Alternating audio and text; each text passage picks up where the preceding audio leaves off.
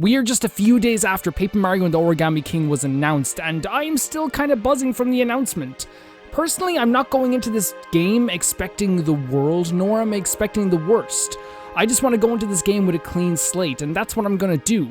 But I will say there are some stuff that I would like to see in this game. Am I going to be upset if this stuff isn't in the game? In some cases it would be kind of a bummer, but in other cases I don't really want to expect too much from a game. Even the stuff that I want in a game, if it's not in there, if they offer something better or if they offer something just as good, I'm always on board for that. To me, I love when a game creates its own new world based on its own merits, and I'm pretty excited to see what it does. So here are some of the things that I would like to see in this new game. Once again, if it's not there, that's fine. To start off, my experience with Paper Mario is actually pretty small. I've played 2 Paper Mario games, and that is Paper Mario 64, which I never get actually flack for saying this, which is kind of surprising. I think it's a perfect game contained in its own world. I don't think there's many things wrong with Paper Mario 64, and I'll talk about that in just a bit. Also, I played Super Paper Mario, which is a game I love to death. Probably one of my favorite playthroughs I've done blind on this channel. I love that game so freaking much. To talk about Paper Mario 64 first, and I think it's important to talk about what I loved about those original games. I think it's pretty perfect in its own contained world. There's nothing that's boring or painful to go through. It's overall just fun all the way through that game. Towns are gorgeous and beautiful, and there's interesting characters in each place you go to.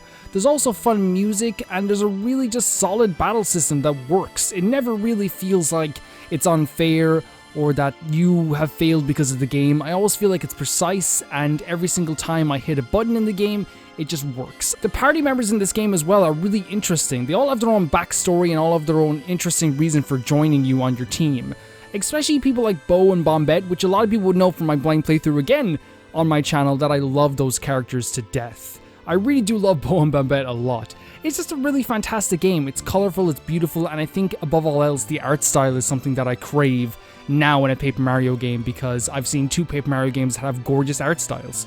Talking about Super Paper Mario, I feel like it has a lot of the same stuff that I love from Paper Mario 64. I mean, the beautiful towns, the really fun characters, the beautiful story, by the way, which is something I did not expect, something that actually resonated with me, which again, 100% when I played that game, I had no idea that it was going to hit me like it did.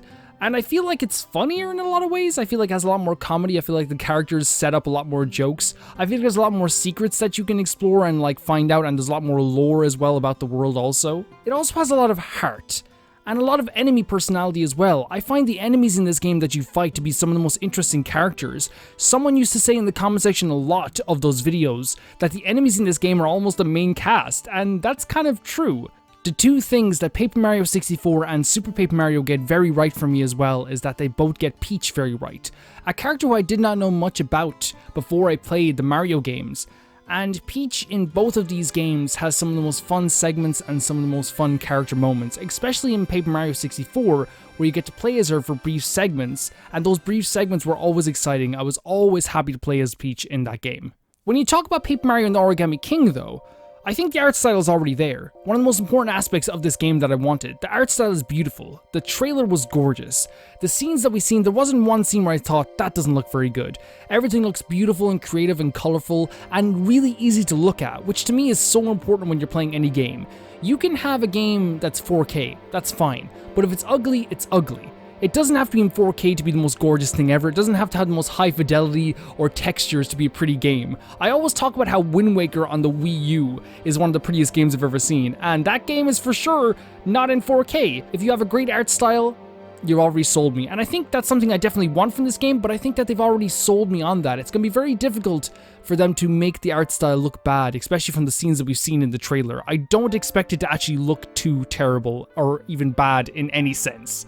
I want comedy. I want to be able to laugh at this game. I want to be able to chuckle at this game, like I did with Super Paper Mario and Paper Mario 64. I want to be able to sit there and laugh my head off at some of the stuff the characters are saying.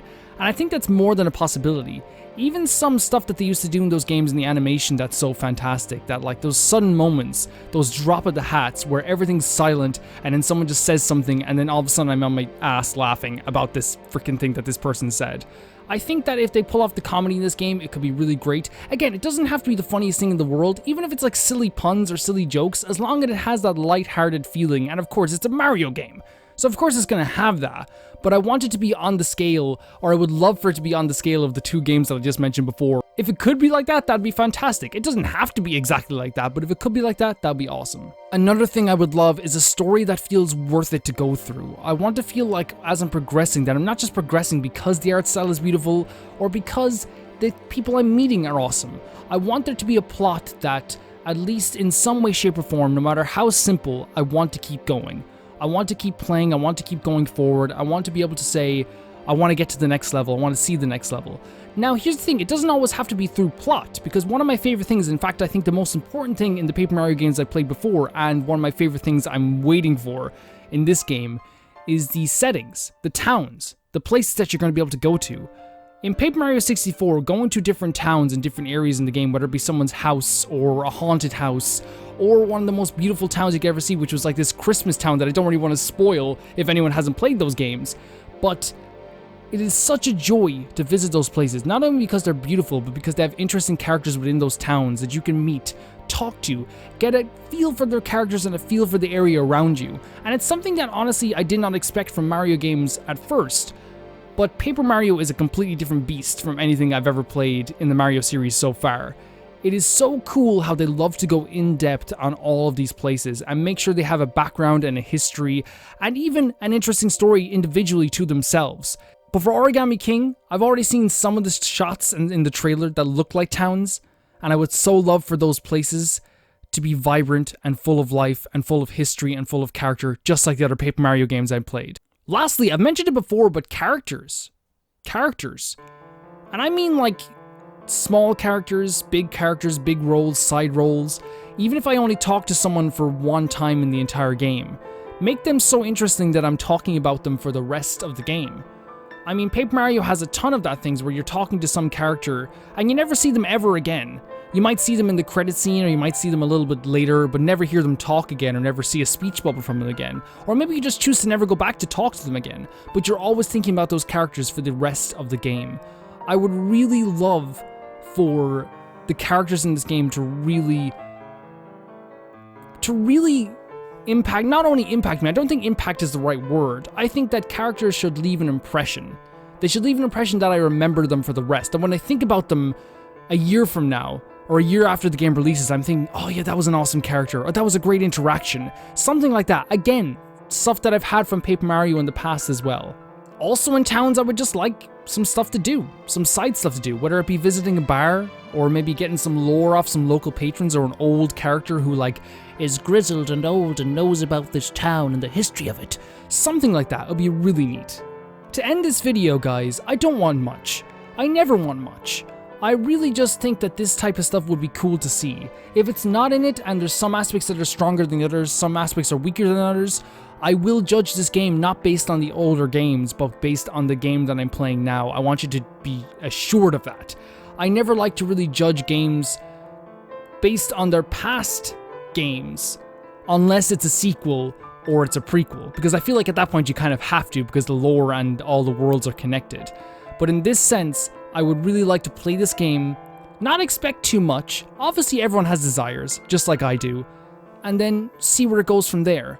I cannot wait to play this game. I'm going to make a ton more videos about this up until the release, because I'm really excited for this, and I'm really excited to talk about this. And let me know what you want as well. What would you like from the game? What do you expect from the game? And it's okay to have expectations. I'm not saying you shouldn't. I'm just saying for me personally, I like to go in with little expectations.